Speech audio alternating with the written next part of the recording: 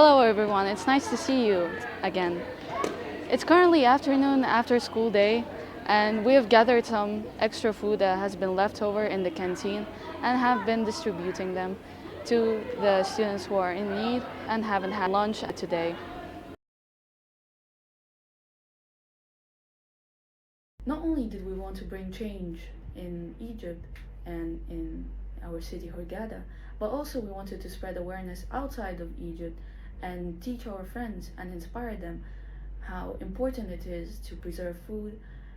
So they sent us videos of them feeding street animals with the leftover food so it wouldn't go to waste. Really grateful to World Ed for informing us and inspiring us to bring change in our community, at school, and internationally.